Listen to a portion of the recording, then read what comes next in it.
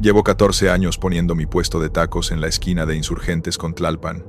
14 años de madrugar, de trasnochar, de ver pasar la ciudad mientras los demás duermen. He visto de todo en esa esquina.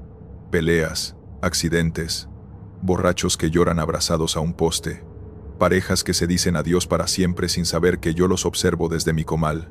Creía que ya nada podía sorprenderme, que después de tanto tiempo, la madrugada me había mostrado todo lo que tenía. Estaba equivocado. Lo que pasó aquella noche de noviembre todavía me cuesta trabajo contarlo. No porque no lo recuerde, sino porque lo recuerdo demasiado bien. Cada imagen grabada en mi mente con una claridad que quisiera borrar y no puedo. Mi esposa dice que desde esa noche duermo diferente, que me agito, que a veces pronuncio palabras en sueños que ella no entiende. Yo le digo que no es nada, que son los años y el cansancio, pero los dos sabemos que miento. Era miércoles. Siempre los miércoles son los días más lentos. La gente guarda el dinero para el fin de semana y las calles se vacían más rápido que de costumbre. Para las 2 de la mañana, ya casi no había movimiento. Había atendido a mis últimos clientes alrededor de la 1:30. 2 chavos jóvenes, estudiantes por su pinta, que se comieron unos tacos de canasta y se fueron sin decir gran cosa. Después de ellos, nada. Empecé a limpiar despacio, sin prisa, como hago siempre. El comal todavía estaba caliente, el cilantro y la cebolla picada reposaban en sus recipientes, y la calle estaba completamente desierta. Esa quietud de la madrugada que los que no trabajamos de noche no entendemos. No es silencio total, es un silencio con textura. Se escuchan cosas lejanas, el viento, algún carro a 3 cuadras, el zumbido de los cables de luz, pero nada cercano, nada humano. Fue entonces cuando los escuché. Al principio pensé que era la televisión de algún departamento cercano, o quizás alguien hablando por teléfono desde un balcón. Eran voces. 2 voces. Hablaban con una cadencia rara, como si estuvieran conversando con calma, sin ninguna prisa. No podía distinguir las palabras, pero el tono era inconfundiblemente conversacional, como 2 amigos platicando en la noche. Levanté la vista y miré hacia la calle. No había nadie. Seguí limpiando. Me dije que era el eco de alguna conversación lejana, que la noche juega trucos con el sonido, pero las voces no paraban, y lo más extraño es que no se alejaban ni se acercaban, como si la fuente estuviera estática, justo ahí, al otro lado de mi puesto. A unos 3 o 4 metros, calculé. Rodeé el mostrador despacio. Había una jardinera de cemento en esa esquina, medio abandonada, con un árbol delgado que la ciudad había plantado años atrás y que nunca terminó de crecer bien. La base de esa jardinera quedaba en sombra, porque el farol más cercano llevaba semanas fundido, algo que yo mismo había reportado, sin que nadie hiciera nada. Era una mancha de oscuridad, en medio de la calle, iluminada. Las voces venían de ahí. Me detuve a unos 2 metros. El corazón ya me latía más fuerte de lo normal, aunque todavía me resistía a aceptar que había algo raro. Me dije, son personas sentadas en la jardinera, vagabundos, o chavos que no quieren que los vea. Gente normal que no te va a hacer nada, Aurelio. Cálmate. Pero entonces escuché algo que me heló por completo. Una de las voces rió. No fue una risa humana.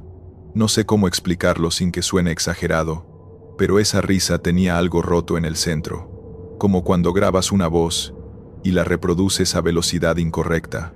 Era una risa que sonaba como si alguien hubiera aprendido a reírse copiando a un humano, pero sin terminar de entender del todo cómo funciona. Demasiados registros al mismo tiempo, demasiados tonos mezclados.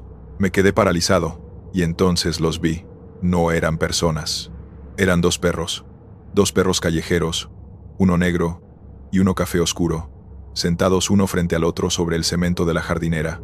Sentados, no echados como se echan los perros, sino sentados erguidos, con la espalda recta, como si fueran 2 personas en una banca del parque, y sus hocicos se movían. Sus hocicos se movían al ritmo de las voces. Necesito que entiendas lo que fue ese momento para mí. No fue como en las películas, donde el personaje grita y corre de inmediato. Fue peor.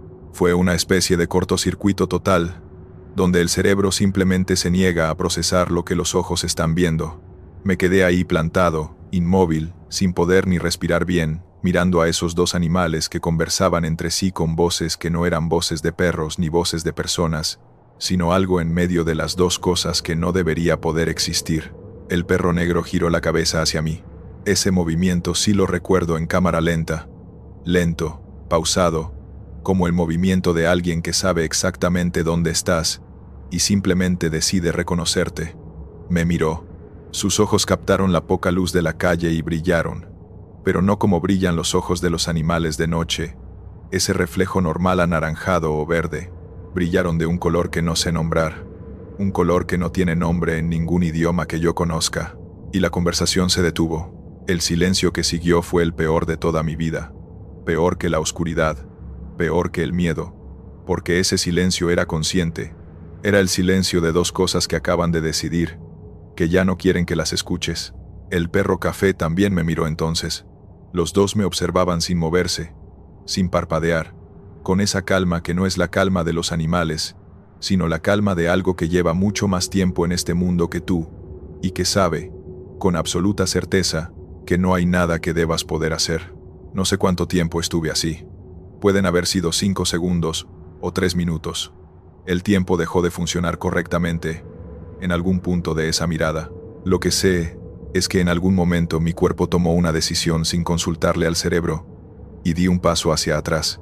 Ese paso rompió algo. Los dos perros se pusieron de pie al mismo tiempo. No como se paran los perros. Con ese movimiento torpe y natural, se pusieron de pie de una sola vez, coordinados, como si alguien hubiera presionado un botón.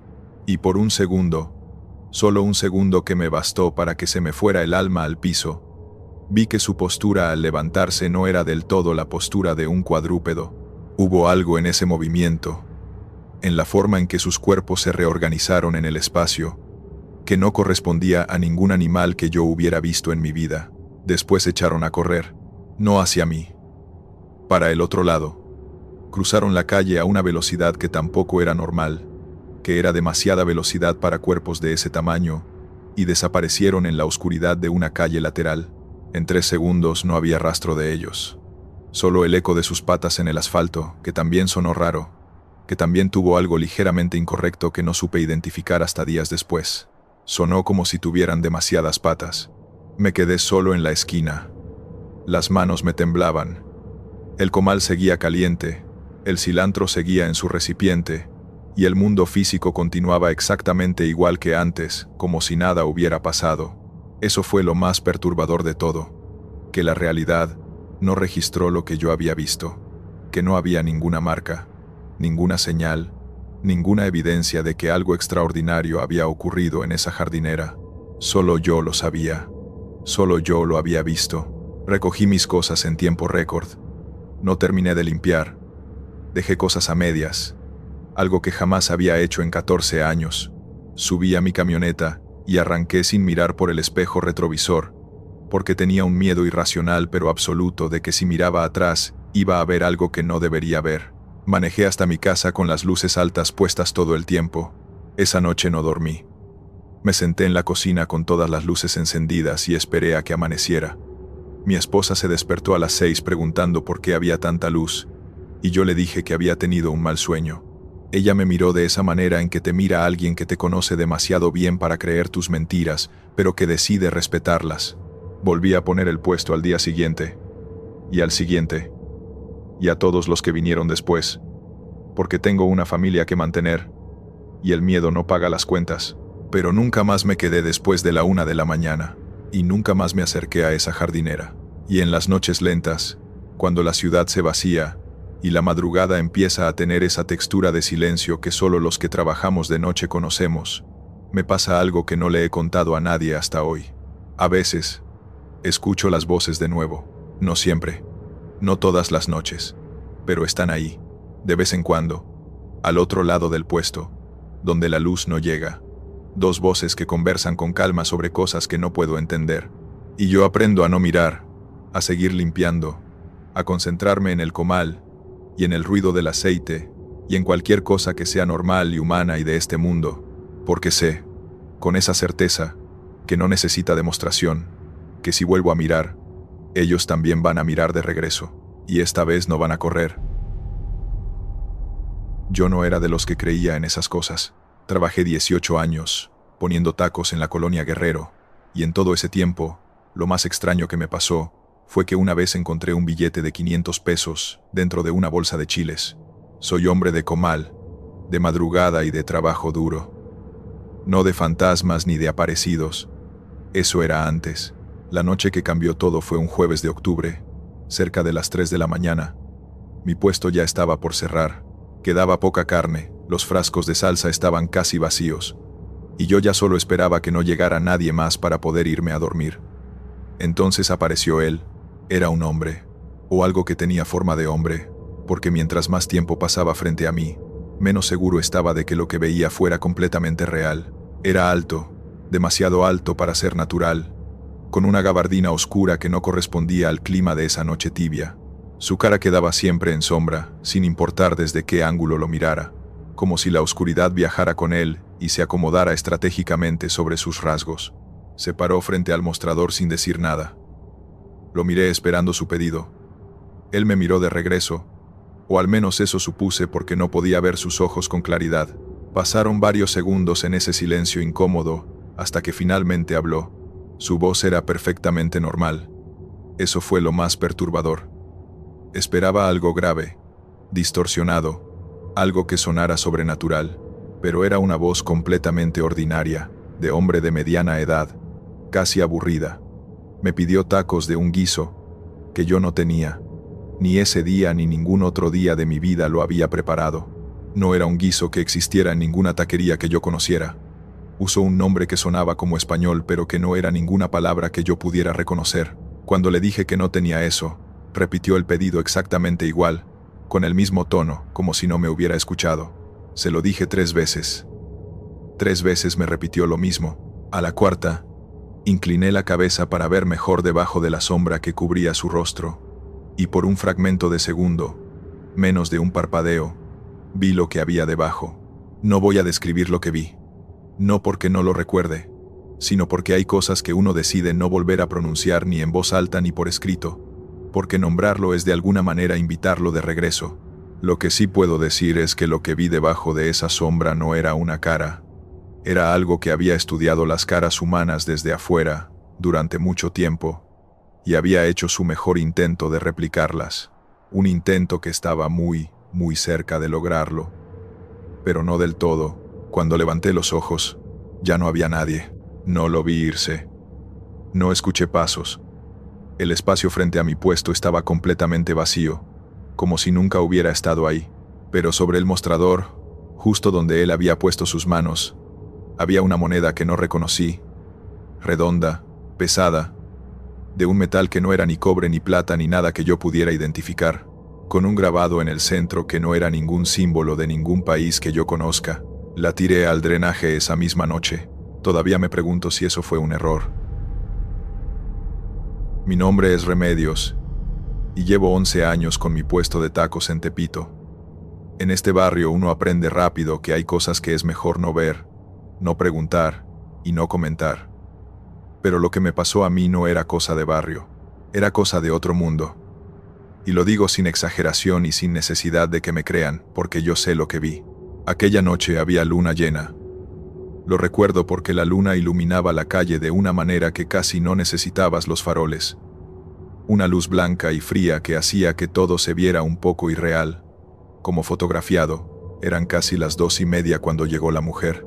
Era joven, o al menos parecía joven, bien vestida, lo cual ya era raro a esa hora en esa calle. Se sentó en uno de mis bancos sin pedir permiso y me pidió unos tacos de suadero con todo. Hablaba normal, se comportaba normal, y yo me puse a prepararle sus tacos sin pensar nada. Fue mi ayudante, un chavo de 17 años que se llama Beto, el primero en notarlo. Me jaló el brazo desde atrás y me susurró algo al oído. Tardé un segundo en entender lo que me estaba diciendo, y cuando lo entendí, tuve que hacer un esfuerzo enorme para no levantar los ojos de golpe y delatar que lo había notado. La mujer no tenía sombra. La luna llena bañaba toda la calle con esa luz blanca y nítida, y cada objeto, cada persona, cada banco y cada maceta proyectaba su sombra correspondiente sobre el asfalto. Beto tenía sombra, yo tenía sombra, el puesto tenía sombra, ella sentada directamente bajo esa luz, no proyectaba absolutamente nada. Le puse sus tacos con manos que me temblaban discretamente. Ella los tomó, los comió, y mientras comía, hacía algo que tardé un rato en identificar como raro. No masticaba. Los movimientos de su mandíbula eran correctos. El tiempo era correcto, pero no había sonido. Ninguno. Ni el más mínimo ruido de alguien comiendo, como si los tacos desaparecieran en su boca sin necesidad de ser procesados. Cuando terminó, me miró directamente a los ojos por primera vez desde que había llegado. Sus ojos eran de un color café completamente normal, pero tenían algo que no sabría describir de otra manera que diciendo que estaban demasiado quietos. Los ojos de las personas se mueven constantemente, hacen pequeños ajustes, parpadean, se humedecen. Los suyos eran como ojos pintados en una superficie plana, inmóviles, perfectos, muertos. Me preguntó cuánto era. Le dije el precio. Sacó un billete y me lo puso en la mano. En el momento en que su piel tocó la mía, sentí algo que no era temperatura exactamente, sino la ausencia de temperatura. No frío, sino la completa falta de calor. Como poner la mano sobre algo que nunca ha sido tibio, y nunca lo será. Se fue sin esperar cambio. Caminó calle arriba y la seguí con la vista hasta que dobló la esquina, y en ningún momento de ese trayecto, bajo esa luna clarísima, proyectó sombra alguna. Beto y yo nos quedamos callados un buen rato. Después él me dijo: «Doña Reme, creo que ya deberíamos cerrar». Y cerramos. Esa noche, y muchas noches después, cerramos más temprano de lo habitual, porque hay preguntas para las que uno no quiere encontrar respuesta. Y la principal era esta: si volvía, ¿qué íbamos a hacer? Nunca volvió. O al menos nunca la volvimos a ver. Aunque a veces, en las noches de luna llena, Beto y yo nos miramos sin decir nada cuando pasa una figura por la acera de enfrente, y los dos miramos hacia el suelo, y los dos contamos las sombras, y cuando los números cuadran, los dos respiramos. Esto que voy a contar, me lo guardé durante 4 años. No se lo dije a mi familia, no se lo dije a mis compañeros de trabajo, no se lo dije a nadie, porque cuando uno intenta contarlo en voz alta se da cuenta de que suena exactamente como el tipo de historia que hace que la gente te mire raro. Pero ya no puedo seguir cargándolo solo, así que aquí va. Me llamo Gerardo. Tengo un puesto de tacos en la delegación Iztapalapa, en una calle que no voy a nombrar, porque todavía vivo cerca y no quiero problemas. Durante aproximadamente 3 meses, entre enero y marzo de hace 4 años, tuve un cliente que llegaba siempre a la misma hora, las 3 de la mañana en punto. Siempre solo, siempre el mismo pedido: 2 tacos de pastor sin cebolla, con todo lo demás. Siempre pagaba con monedas exactas. Siempre se iba caminando en la misma dirección. Era un niño. Tendría unos 10 años, quizás 11. Solo, a las 3 de la mañana, en una calle poco iluminada de Iztapalapa, durante 3 meses seguidos. Las primeras semanas no le di mayor importancia. Me decía que sería hijo de algún vecino con horarios raros, o que sus papás trabajaban de noche y lo mandaban por la cena. Me inventé explicaciones porque el cerebro humano es muy bueno inventando explicaciones cuando no quiere enfrentarse a la alternativa. Pero en la 5ª o 6ª semana empecé a notar cosas. Nunca crecía.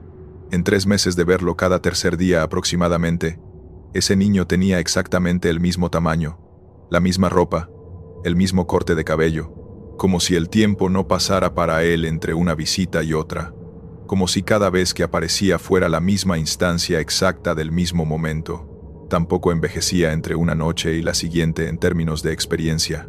Si la primera noche que llegó yo estaba ocupado con otros clientes y tardé en atenderlo, la segunda noche llegó como si fuera la primera, sin memoria acumulada, sin el pequeño ajuste que hace cualquier persona cuando vuelve a un lugar que ya conoce, siempre con la misma expresión neutral, siempre con el mismo saludo breve, siempre con el mismo pedido dicho de la misma manera, con las mismas palabras exactas, en el mismo orden. La noche en que todo se volvió imposible de ignorar fue un martes de marzo. El niño llegó a su hora, pidió sus tacos, y mientras yo los preparaba me puse a hacerle plática, algo que nunca había intentado antes. Le pregunté cómo se llamaba. Me dijo un nombre. Le pregunté dónde vivía. Señaló vagamente hacia el fondo de la calle. Le pregunté si no le daba miedo andar solo tan noche. Y entonces hizo algo que ningún niño de 10 años hace en respuesta a esa pregunta. Se quedó completamente inmóvil. No fue la inmovilidad de alguien que piensa la respuesta.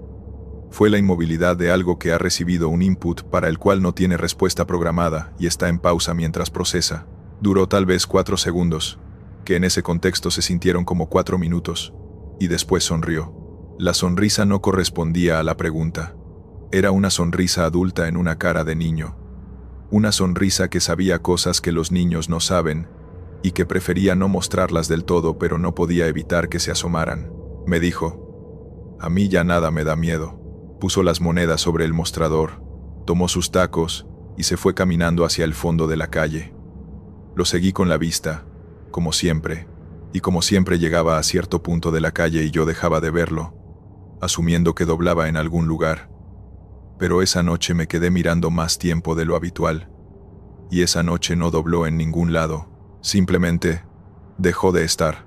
No hubo esquina, no hubo puerta, no hubo entrada a ningún edificio. Caminó hasta un punto de la calle donde todavía era perfectamente visible bajo la luz del farol, y en un paso desapareció, como si la calle se lo hubiera tragado, o como si hubiera cruzado hacia un lugar que estaba en el mismo espacio que este, pero no era este. No volvió después de esa noche. Los 3 meses terminaron exactamente ahí, en ese martes de marzo, como si su propósito, cualquiera que hubiera sido, se hubiera completado.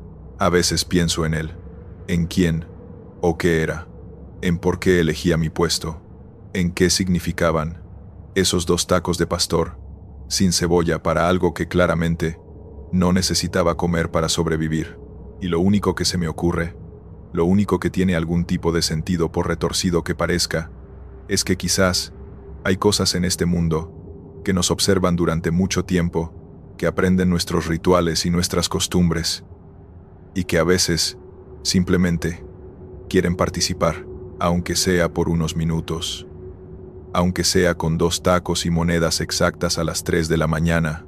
No sé si eso me da más miedo o más tristeza. Creo que las 2 cosas. Hay una regla no escrita entre los que trabajamos de noche en la calle, una regla que nadie te enseña formalmente, pero que todos aprendemos tarde o temprano, generalmente de la peor manera posible. Cuando la madrugada te dice que ya es hora de cerrar, cierras. No terminas de limpiar, no esperas al último cliente, no te quedas 5 minutos más, porque todavía tienes carne en el comal y te da lástima desperdiciarla.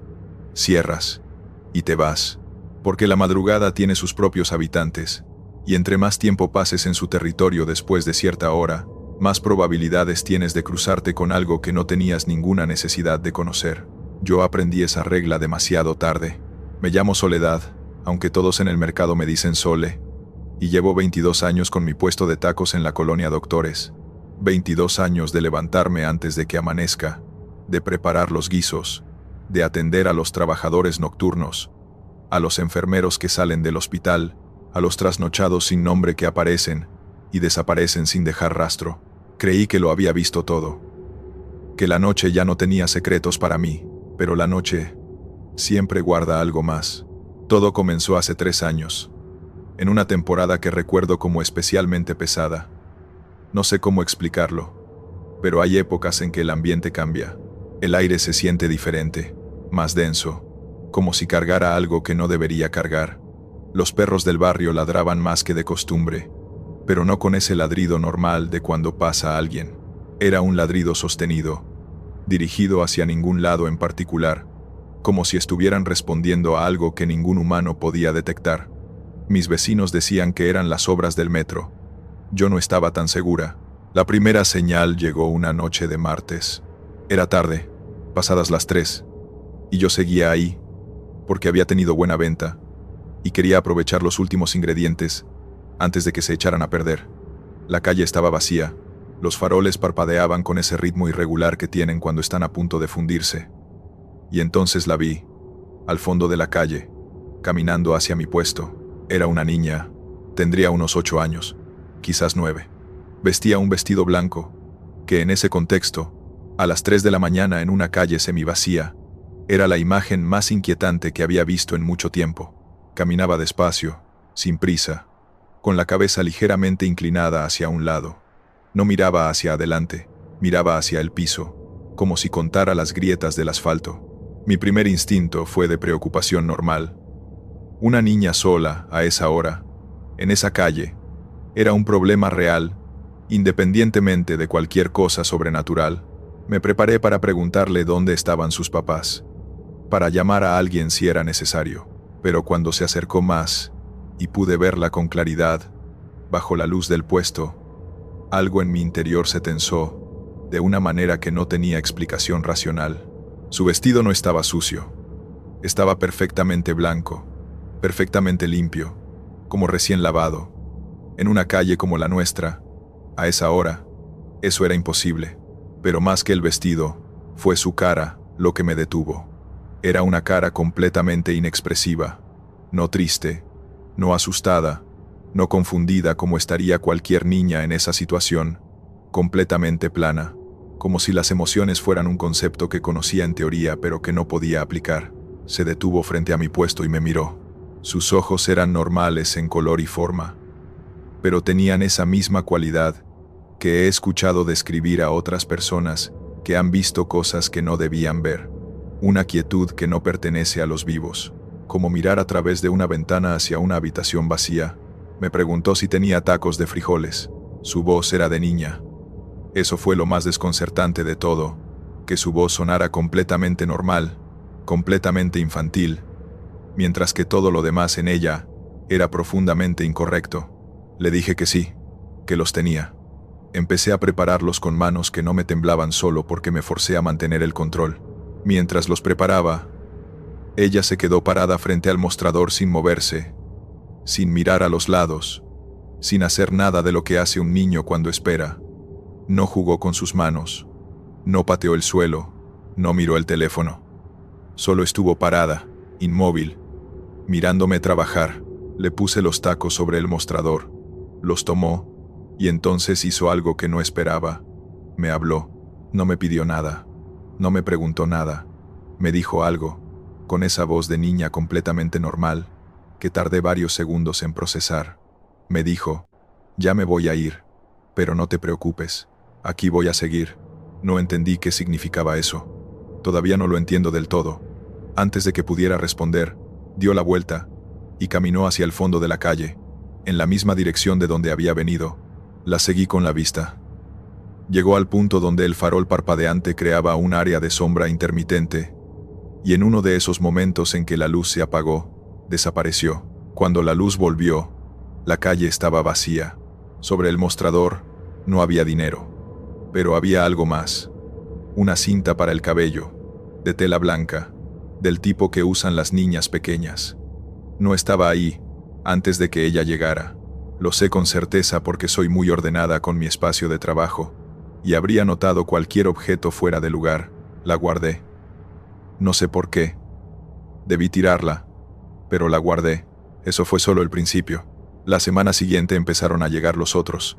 No todos los que llegaron esa temporada eran como la niña, con esa presencia claramente sobrenatural que te congela por dentro desde el primer segundo. Algunos eran más sutiles, más peligrosos, en cierto modo, porque tardabas más en darte cuenta de que algo estaba mal.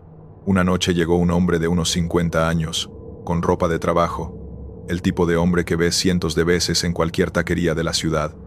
Me pidió tacos de bistec, se sentó, comió en silencio, todo normal. Hasta que pagó, se levantó para irse, y me agradeció diciéndome que sus tacos siempre habían sido los mejores de todo el barrio, siempre. Como si me conociera de antes, de mucho antes. Lo miré mejor, y traté de ubicarlo, de encontrar en su cara algo familiar.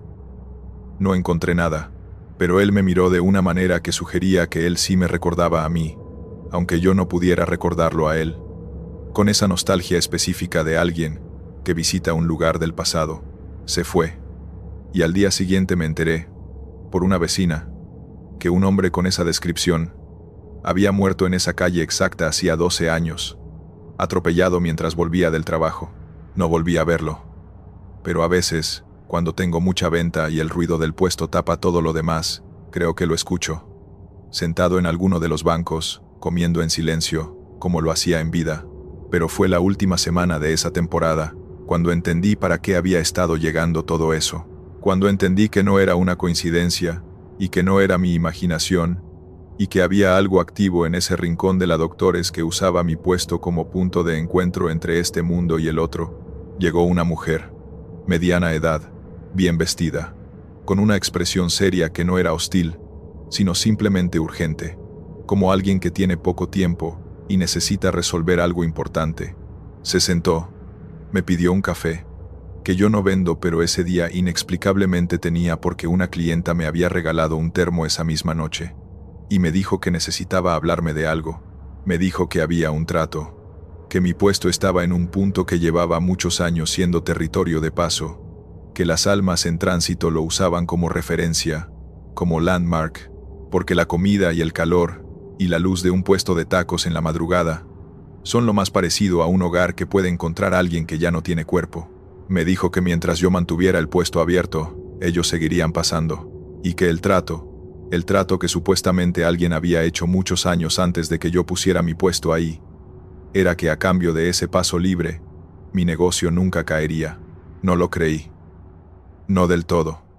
Era demasiado extraño, demasiado cinematográfico para tomarlo en serio. Pero pensé en mis 22 años, sin una sola crisis grave, en que nunca me habían robado, en que nunca había tenido una enfermedad que me alejara del puesto más de 2 días, en que siempre había tenido clientes suficientes para salir adelante incluso en los meses difíciles, en que mis hijos habían crecido sanos y habían podido estudiar, en que había cosas en mi vida que, pensándolo bien, tenían una consistencia de buena suerte que no correspondía del todo a la estadística del barrio. La mujer terminó su café y se fue. No la vi irse. Estaba mirando hacia otro lado un segundo, y cuando volví la vista ya no estaba. El banco vacío, el vaso vacío. Esa noche cerré tarde, como siempre, y mientras recogía mis cosas, con la cinta blanca de la niña en el bolsillo del delantal, tomé una decisión. No voy a decir que entiendo todo lo que pasa en esa esquina. No voy a decir que no me da miedo. Me da miedo cada noche, un miedo sordo y constante que aprendí a cargar como se carga cualquier peso de trabajo. Pero voy a seguir abriendo. Voy a seguir poniendo el comal, picando el cilantro, preparando los guisos, porque si hay algo que aprendí en 22 años de taquera nocturna, es que los vivos y los muertos no somos tan diferentes en lo fundamental. Los dos buscamos un poco de calor en la oscuridad. Los dos buscamos algo que sepa a casa cuando estamos lejos de ella. Y si mi puesto puede ser eso, para los que ya no tienen a dónde volver, entonces que sigan llegando. Nada más que lleguen después de medianoche. Porque antes de esa hora tengo demasiados clientes vivos que atender, y no me alcanza el tiempo para los dos mundos al mismo tiempo. Gracias por escuchar los relatos de hoy. Suscríbete, dale me gusta y comenta si te gustaron. Hasta pronto.